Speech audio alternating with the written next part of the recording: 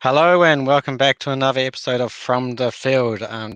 Today we have an absolute amazing show. With me, I got Sam Evans. More about him later. It's going to be talking about his recent success that they've had over in China with a recent game release, and it is very interesting. I actually worked alongside him as SA when he was going through his growth. So yeah, there's lots of good stories in there. But I just wanted to get over a few hygiene questions for the channel. So next week we have the AWS Summit ANZ, which starts on the 19th, so next Thursday and Friday. And if you're not signed up for that, or you haven't actually gone and checked out any of the sessions we have, definitely do that. I will link the at a glance guide into the chat right now. So yeah, definitely have a look at that and make sure you're across it. But yeah, so I am Casey Orr, your host. I am located in Wellington, New Zealand. I am a solution architect for the SMB team. As you have noticed, I am not quite in my normal studio. I'm actually located in the Auckland office today. So, it got a little bit more, nice little pictures and stuff here behind me than my bland white wall at home. But, enough about the boring stuff. Let's get into this really exciting topic we have here with old Sam. So, Sam, why don't you introduce yourself and we can crack into it, get to this awesome stuff. And one last thing, please ask questions. Sam is more than happy to go into details and give as much information as you can to satisfy that curiosity you have. All right, Sam, over to you. Thanks, Casey.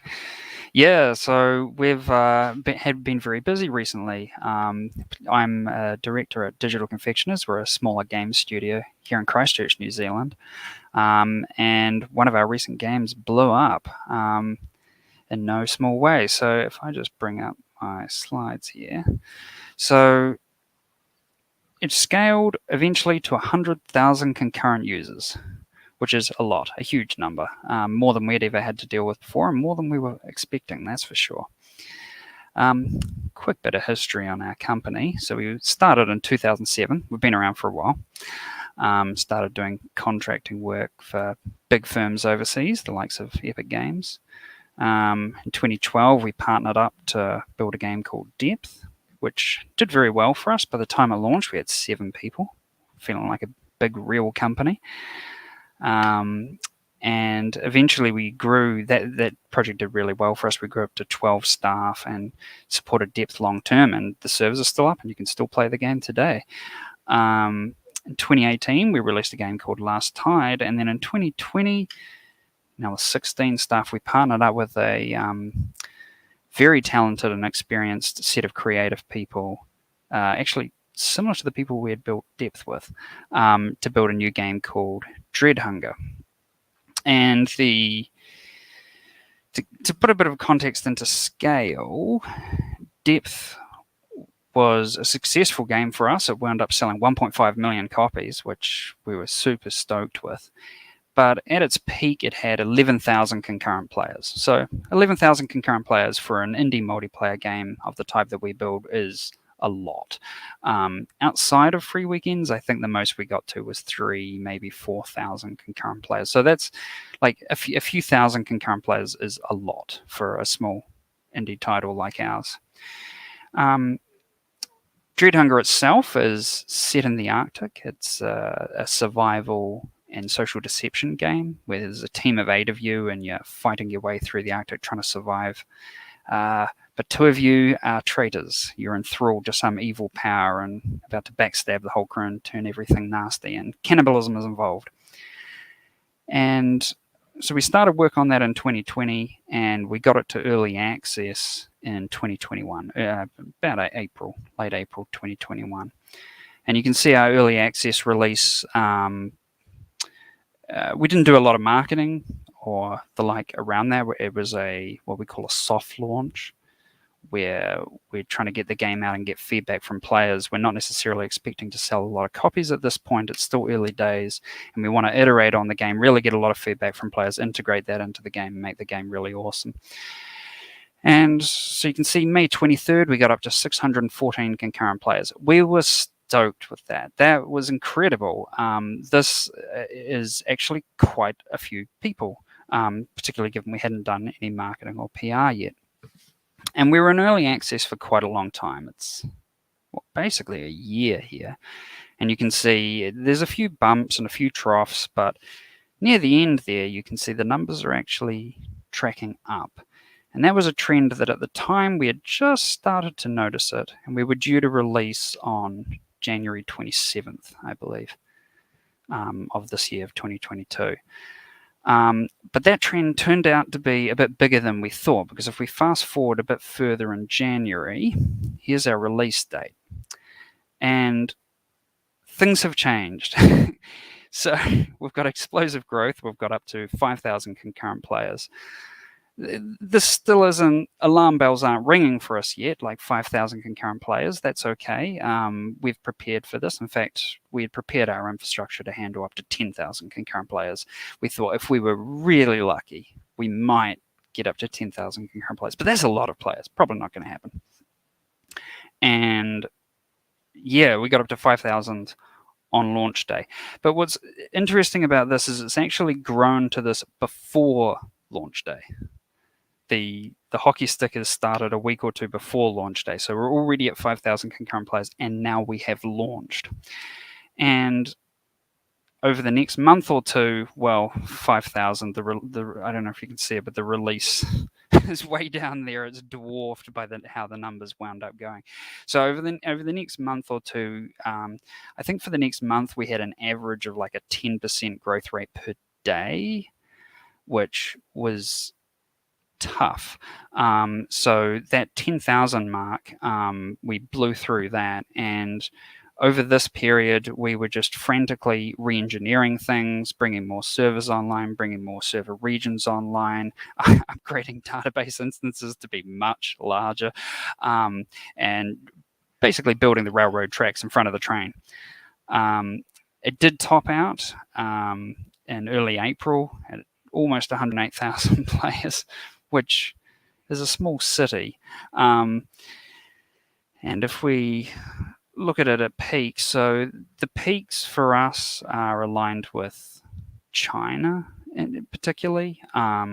We got a huge number of sales in China, and so that caused some stress for us as well, because it meant supporting between 1 a.m. and 3 a.m. New Zealand time when the servers were most busy.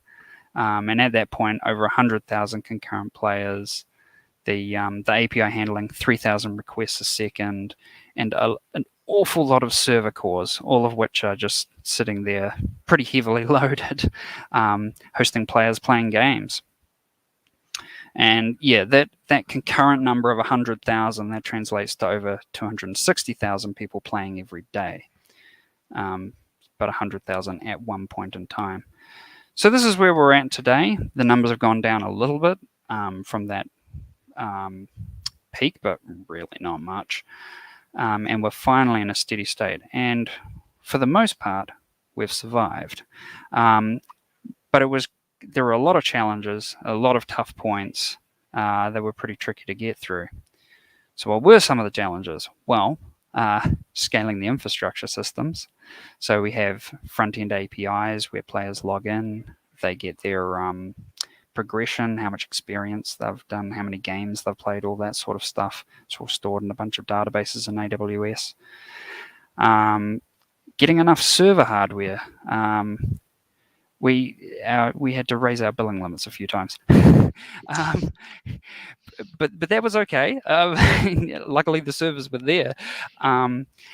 And a lot of the stuff had to be done at very rapid pace. There was one point where we made a change that would be better for players, and that would mean that if players were logging in from China, their default region prior to the change would have been North Virginia.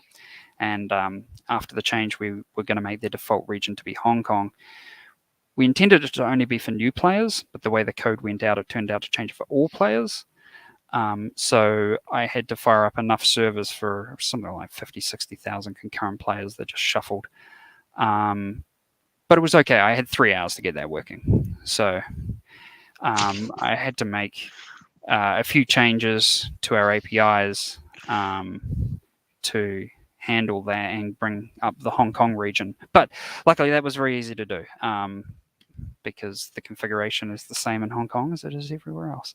And the same sort of server instances available. So I was just leaning on you guys at AWS to give me some servers and give me them now.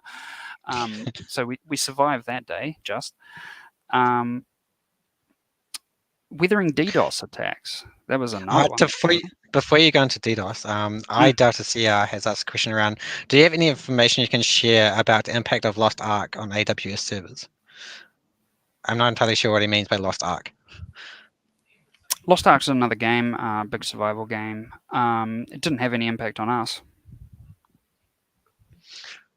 Fair No, enough. noticed nothing. We were expecting more effects from other big titles as they launched and as they went through major releases, content releases. Like we were expecting Elden Ring to tank our numbers, but it didn't. So yeah, for the most part, it was strange. Our players seemed to really love our game a lot. Yeah. Yeah, talking about DDoS attacks, that was a tricky one. So we've had a few cyber events before in games that we've run prior, but the bigger you are, the bigger target you are, and it's really a situation where we hadn't been this big before and we hadn't been this much of a target, and we started getting attacked a lot. Not like once or twice a day, like once or twice an hour, like a lot, and big DDoS attacks. So there we really had to lean on AWS Shield actually, which it works. It really does. So that saved their ass there. That's an ongoing thing, but yeah, ramping customer support when you have 100,000 people concurrently playing your game. A few of them will send you customer support messages. A few of them, their game won't work or there'll be a bug or something, and they send you emails. You get a flood of these. They're quite large. A few of the people here on our team had to work really hard to ramp up on that side and basically cover it. And also, it being a global audience, we had a lot of emails coming in not in English from people who don't speak English, and Google Translate wasn't cutting it. So it wasn't just a matter of roping in a few people locally, it was a matter of getting resources around the world. Community management as well, in social media channels and other places where we're all talking about the game. The scale of that all just got a lot bigger. So that team had to grow. And they actually did really well to do so in time as well. And then, unfortunately, there's an arms race with every game on anti-cheat, and that was tougher with Dread Hunger than with previous projects because the bigger you are, it's probably not obvious to people outside the gaming sphere, but the companies that make the cheats are actually quite large, often with hundreds of employees, like larger than often the developers of games, and they make a lot of money. People pay quite a lot of money on a subscription basis for cheats. So battling the anti-cheat battle can be quite tough. Luckily, it's something where a lot of people within the industry are willing to work together and help each other out to win that one. Doing that alone would be very tough. Yeah. Do you have any examples of the anti-cheat like wars that you had? Any examples? Oh, I mean, they've just found so many unique ways to do things. Like, whether it's like things like back in back in the olden days, it used to be yanking out your network plug and then putting it back in, and you were invulnerable in the in between time. Well, you can simulate that in software, but people doing things like going online, offline, logging in, sharing their login across different computers in different places, and just all sorts of nonsense. Yep. Yeah. Yeah, I remember they playing an internet one in the StarCraft days because you'd pull it out and then it wouldn't count as a loss. So lots of people are doing that in rank to preserve their ranks. Just also quickly, the MERMs, I think I can answer this one, but I think it makes more impact if you answer it. When using AWS Shield, did you need to create a lot of configurations or was it mostly passive? Oh, no, there's very little configuration. Very little. You basic so shield point. I mean, there's like a shield basic that runs by default, which does your low level sin floods and stuff like that. The network layer attacks, and then we subscribe to shield advanced to get the high level um, protections. And you basically just say, I want, like if you've got an application with a load balancer on the front or a Cloudflare distribution or something, like we were using Elastic Beanstalk for some things. So you just point it at the load balancer and say, protect that thing. And it goes, okay. It takes a few days to learn using its machine learning algorithms to find, because we have really big peaks and troughs, about 10 to 1 difference between our peak and our trough. So um, you wouldn't want it every night when the player numbers ramp up. It goes, oh, there's a denial of service. Stop that. So it learns your pattern and then starts protecting you. Yeah, that's actually one product that is very easy to use, insanely easy to use. So, yeah, I mean, some of the solutions, unfortunately, there's no silver bullets to having a game suddenly go massive, and what do you do about it? But you have to adapt really fast, really quickly. Um, helps if you're experienced. Really helps if you're experienced. Um, but how fast can you test your code, build your code, deploy your code? How fast can you change your configuration to be using more regions? Be like, how fast can you upgrade a database? How fast can you do all that sort of thing? Do you know what your next scaling problems are going to be? Um, we have a lot of monitoring and CloudWatch, for example, on our databases and various systems to make sure that kind of looking at where the caps are and where we're at the moment. And if we get close, we preemptively upgrade things. Leaning on competent partners. Yeah, so that example I mentioned where I had 3 hours to bring up Hong Kong, where we thought we were ready because I think we had something like 500 or 1,000 CPUs available, and it was like, oh no, I'm going to need like several thousand CPUs. And I had like 3 hours. Yeah, it's really helpful to lean on partners that have a lot of capability. Um, I don't have a whole lot of servers in Hong Kong, and I can't start ringing around people to buy them, but Amazon can. Same with Shield. Yeah, working with the community was another really useful one. There are a lot of players that are really passionate about our game, like phenomenally so, and they just leaning on them for their knowledge and for their perspective is really helpful. And they often give us a heads up to things before we're aware of them, whether it's bugs, whether it's new cheats, whether it's whatever it is. Really helpful to work in with the community. And bear in mind that it can be stressful. So really support the team if at all possible. And also, just to reiterate the leaning on the partner stuff, like definitely lean on AWS as a vendor if you're on AWS and experiencing stuff like that. Like your account manager and the account SA, like myself, would be more than happy to jump on, help out, give recommendations. I think Sam and I was on a call pretty much every third day for a couple of weeks. Yeah, definitely. It's like we're here to help. Like it's one of the advantages of being on AWS.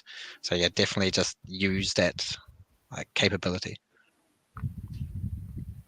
Yeah, yeah. The end result has been really good. Like the amount of downtime we had while scaling turned out to be tiny, less than an hour or two, I think, in the end. Most of that was us patching and upgrading things, really. So very happy with how it's worked out. And yeah, the game is still really big.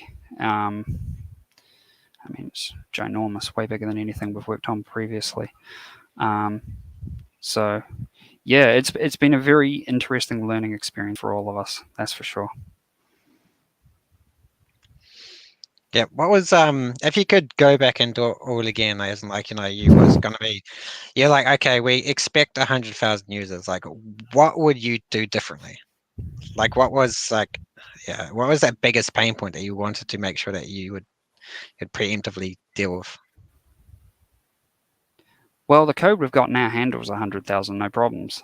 And we'll probably handle 150,000 no problems. The problem would be if we anticipated 100,000 and got a million. Uh, I, I don't know what I'd be able to do. Definitely, if we were expecting really large numbers like this again, we would be probably leaning on partners like AWS even more in advance for preparation and really making sure that our architecture and systems are going to be ready. Um, but otherwise, the things we've learned, the code we've written, the teams that we've built to handle this, um, we've done those now, so we can handle this scale. It'll be the next step up. That'll be the next pain Yeah. point. And there's also a couple times where you learnt the need to make sure that you specify more than one instance type as well, since you. Oh yeah, yeah. I mean, even that is pretty useful. I mean, I know by default when you set up like an Elastic Beanstalk environment, by default I think it has a couple of instance types or something sometimes in the configuration, and you can specify multiple types. That's actually a very good idea, as it turns out, because I know we had to change our code such that it wasn't just using one availability zone within any region, but it would pick all of them if they had instances available, and then not just one type of instance, because what if you run out of that type of instance? Like, can we use a step down or a step up and just have if we're using a C5 8x large, can we use a C5 4x large and just run half as many game instances on it, sort of thing? And yeah, we can. So having our code be a little bit backups and backups for the backups. So we wound up having a set of instance sizes that we could use, and not just the sizes, but the types, just in case. And then a set of AZs in each region that we're looking at, and also having fallbacks between the regions in some cases. So if one region just for some reason isn't available, find a nearby region.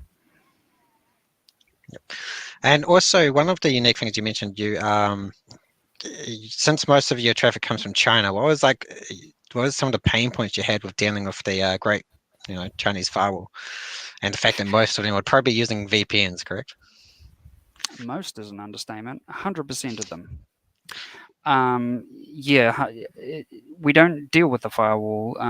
People within China, for the most part, deal with the firewall, and they will come out through VPNs, which does make some things tricky. It means, for instance, if you've got a lobby system in your game and you want peer-to-peer traffic going between players, it's going to have quite a lot of latency because they're all VPNing out to some endpoint, which may be close but may not be close. So there are definitely some extra considerations for that use case. Yeah, it did cause some complications. It also meant you'd have a lot of players coming from one IP address. Which is normally something you would try to like cater against, since that's normally a bit suspicious. And Yes. and also some of them would pick random places like North Virginia, even though they're in China, and then you would have to deal with that. And Yep. yeah, a lot of them. A lot of I think a lot of the VPNs come out of Tokyo, right? Yeah, a lot are coming out of Tokyo. At first, we noticed everyone was using, Chinese players were pretty much using Hong Kong. But over time, it's kind of split to be 50-50 Tokyo and Hong Kong. I suspect that depends what city they're in. If they're in like Shenzhen or Hong Kong, they're going to use Hong Kong. But if they're in Beijing, they're not going to want to go all the way down there. Yeah. Yep. I also want to ask about the impact of the was it Beijing and Shanghai lockdowns. But before we go into that, Corbs One has asked a question about how do you deploy new updates as patches to the game and game servers? Is it all at once, or do you slowly shift over traffic to the new version? And sorry, it's a silly question. I'm new to game development. There is no silly question. Don't worry. This is No, it's a good a very question. safe environment. It's a very good question as well. I asked the same thing, by the way. Yeah, different games handle it. Some do a downtime where it's like, oh, everything's going down, and then they wait for all the games to finish or cut them off and then patch. We don't do that. It's a bit harsh. So we propagate out the new version of the game to all our game servers. They effectively all download it from S3, and once they've got it, they start hosting servers with that new version of the game. But each like VPS or each physical server that's running a whole bunch of instances of the game can host multiple different versions at once. So it'll keep running games that players are currently playing on the old version, even while it's hosting the new versions for new players coming in. And then as the old version, all those games finish, you don't host that again. So everyone gets a prompt in their game saying, "Hey, looks like you're out of date. Quit and download the latest patch." Fair enough. Yeah, and do keep asking questions. Otherwise, it's going to be me asking a whole bunch of questions from Sam, and if there's no other questions, then we can always just move on to something slightly different as well, because there's definitely some stuff I want to cover off Summit and also training. But before we do that, so it's been all over the news that we got the Shanghai and Beijing lockdowns because of COVID and the China response to them. So how did that affect your numbers, and did that cause any weird situations? Yeah, it caused some weird numbers that confused me. I wasn't actually paying much attention to the news at the time. I was so busy trying to scale servers. Um, when the Shanghai lockdown first hit, normally we get a bump on Saturdays and Sundays. Like people play more games on weekends. You know, they're working less, they've got a bit more spare time. So you actually notice larger numbers of weekends, and most games have sort of a weekly period where in the weekend then they have a bit of a trough through the week and then a bump every weekend. So, and we're no exception to that. And there was a weekend, and the Saturday came along, and we were expecting the bump, and there was no bump, just no bump whatsoever. And we thought, oh, that's weird. Maybe we're shrinking. But then Sunday came, and there was the bump, and we thought, I wonder why there wasn't the bump on Saturday, but it was on the Sunday. And then on Monday, when we expected the numbers to go back down as everyone goes back to work, it stayed high. And we looked around and, oh, Shanghai's had a lockdown. So it appears that on the Saturday was when the lockdown was announced, and I guess everyone ran out to get supplies and wasn't playing games so much. So yeah, and we had elevated numbers for quite a few more days. It just goes to show that the real world can always cause unexpected changes to your schedule, and it really does Yeah. throw you for a loop. Yeah, cool. Is there anything else you want to go over, Sam? Any other lessons learned that you think will be helpful to the audience? Yeah, I mean, one thing we didn't do enough of was planning for what if things actually do go wildly successful. Well, you kind of think, oh, if things go really well, then we'll be in a good position. We'll have all the money, and we'll just solve the problems with money. Don't worry about it. If that ever happens, it would have been helpful to have actually done a little bit of planning in terms of, well, what are likely to be the first things that fail if we are really successful, and in some cases there were some small things that we could have done that would have made our lives a lot easier. Wouldn't have been a lot of work, but if we'd had them in place earlier, would have made our lives a lot easier. What were they? One of them was having better metrics for how people were playing the game. Took us a while before we built those in. Once you have better metrics for how people are playing the game, you can have a better understanding for how long they're likely to play the game, not just in terms of like hours, but in terms of days, weeks, months, and so forth. Gives you a much better picture of. It would have told us early on if the growth was just going to grow for a week and then whoosh, head back down again, or if it was going to stay around. If we'd seen those retention numbers early on, we would have known that no, it's going to be like this for a long time. And it was like 2.5 months of growth. That would have been more obvious with the better metrics. And Mims is asking if you can solve all of their problem with money. You know, You kind of. As it turns out, a lot of the problems we've run into have a pretty hard limit in terms of solving them on time. um, yep. things just take time. So even if you can afford to hire someone to help you out on your infrastructure, like how long does it take to onboard them? How long before they can actually start having an impact? Um, so no, it turns out everything can't just be solved by money instantly. Yeah, that upskill time is very real. Like, whenever you start a new job and you're just sitting there for like the first 2 months feeling like you're just, kind of worthless, that you have to ask, a question every 5 seconds and try to figure out, where's the internal documentation for that? Is the internal documentation to that? Which is generally no, for any company that I've really worked at earlier. Yep. Cool. Swan has another question as well. What service do you use to keep game session states, i.e., player positions, etc.? Do you run this on game server or use an external DB like DynamoDB? The actual game sessions themselves are handled in the game server. So we're Unreal Engine based. And so while people are playing the game, a game of Dread Hunger lasts sort of 20 to 40 minutes, sort of that sort of period of time. So everything that's happening in that is handled by Unreal and all the game code at that time. So the stuff that we put in Dynamo, which we do use, is more of the high level meta stuff that people have, like how many games have they played, how many did they win, how many times were they a thrall, how many times did they play as the captain or the navigator or the this or the that, all of that multi-game information. Nice. So anyone that has just joined us, I just recap some of the was it channel hygiene stuff. So next week is going to be Summit.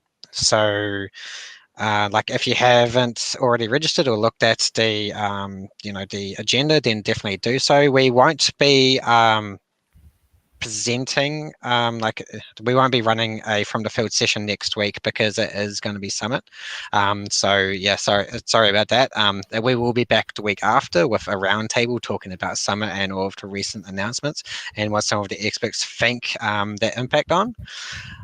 So yeah, definitely go down that route. Also, for the training side of things, like we have always been experiencing, the demand for training, demand for, skilled cloud engineers, not only in businesses but in partners, and not only in New Zealand, like Australia, Europe.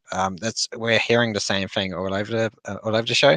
So there is the AWS Skill Builder, which is free, where you can select based on the what's it your job position or role or a particular service that you want to learn, such as machine learning.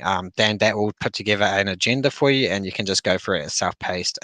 There's also a 50% off for Australian and New Zealand based watches for any certification. So if you want to get your solution architect associate or your pro cert for any of those stuff, then yeah, definitely just do for a Google the 50% off ANZ. And or if you want a direct link, go to an early VOD. I unfortunately cannot share the slide that I normally share because I am on my single screen laptop and it doesn't work particularly well. So I do apologize for that. Going forward, so if I just want to make sure, if does anyone have any other questions that they want to give Sam? Because there definitely is, like, gaming is something that interests me. I played like the old Team Fortress 2 for many, many years at a competitive level. Um, Early 20s, so no responsibilities. Hurrah. And I think I actually play Age of Empires 2 now, which is like a 20-year-old game, showing my age there a little bit. So yeah. And I don't really want to drag the stream on if no one has any questions, and just everyone can have their lunch or finish their lunch hopefully, and then get back to work. Go there. And so if just in case someone's typing, then yeah, I thank you a lot, Sam, for taking time out of your busy schedule and probably very sleep deprived at the moment to actually come and share this knowledge. And yeah, if you have any more questions that you want to run past them, you should be able to find them on LinkedIn. Just flick a message there, or if you want to actually have a little bit more direction on the content that we show on From the Field Twitch, then definitely join the AWS New Zealand technical community and LinkedIn, and there you can actually leave a message, say I want to learn more about this particular industry or service, and I'll see if I can find a customer or a partner, or someone internal for AWS to take you through that. And it's not really a technical thing, it's much really about what are the pitfalls of using that service in real life. That's the real difference. It's from the field. We want to show you what's it like to use AWS in the field, and and what's the common pitfalls, and how can we save you an hour of your life. It's like just problem solving, something very basic, like as Sam said earlier, making sure you select multiple different types of instances, for example, when you're using Spot or on demand for. So yeah, that is awesome. So yeah, do reach out to LinkedIn, either directly to me. And Sam, do you want to say your salutations? Yeah. Oh, one other thing that you should watch if you're using a lot of EC2 instances, watch your billing limit, and have a little CloudWatch alarm or something for when you get to that billing limit, or when you get to half of it or 2/3 of it or something, and then put in a request up it. That's one thing that can catch you out. But if you're proactive about it, you can see it coming and raise it in time. Yeah, thanks, Casey. It's been a massive learning experience for us, and I think we're still probably debriefing from everything and figuring out how we can do it better in future. But we're super stoked that so many people are playing Dread Hunger and enjoying Dread Hunger. It's been a wild ride to build. And now there's a lot ahead of us to support it into the future. So we're busy, but it's a good challenge. It's a fun challenge. It's what we want to do, and we're having lots of fun working on the game.